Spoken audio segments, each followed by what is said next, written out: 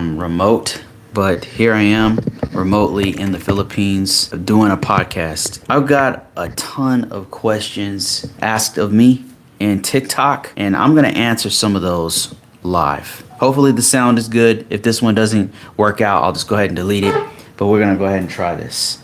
All right, so I normally do these live at the same time, in the US, like 1 o'clock. And right now it's like 8, 9 o'clock in the US. And here it's morning time. Well, it's afternoon. It's like 10 o'clock. But we're going to go ahead and try to do this.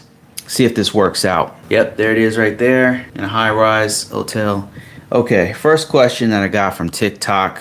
Getting a lot of interaction from TikTok. Let me see here. Somebody said they responded to my video about making a lot of money in cybersecurity, how cybersecurity makes pretty good money if you get the right job. They agreed. They said, yeah. They said CS to the money is good. CS is computer science. Yeah, I would agree with that. Hey, David, how are you? And then computer science, though, is pretty broad, but normally it has to do with software engineering. Software engineering is a really good career path to go in, especially nowadays. It's pretty hot. Only thing I would say is that it depends. Just like cybersecurity, when you talk about computer science and software engineering, that's a really broad field, because now you're talking about different languages that you're gonna actually write in. Like if you're talking about writing in C++ versus a web designer, it's a totally different career. Like it's still software engineering, but it's so different. How do you go from a SOC to a NOC? So where are you right now? Are you in a network operating center?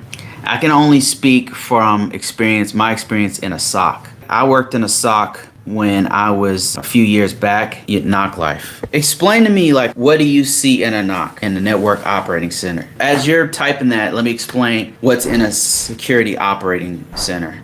In my experience. So security operating center, their focus is on looking at logs. So what I mean by that is they're doing continuous monitoring throughout the whole enterprise with their focus on security incidents. Obviously, not all the logs that you see are security incidents. It's mostly false positives. Mostly people just log in like normal, and the software that you're using, like a SIEM technology, like Splunk or something like that, it's sometimes flagging on normal activity, seeing that as a security incident. The focus is on actually finding and sorting through security incidents. That's your focus in a security operating center. That being said, it takes a human to sit there and actually delineate between normal activities that's supposed to be on the network and activity that's not supposed to be on the network.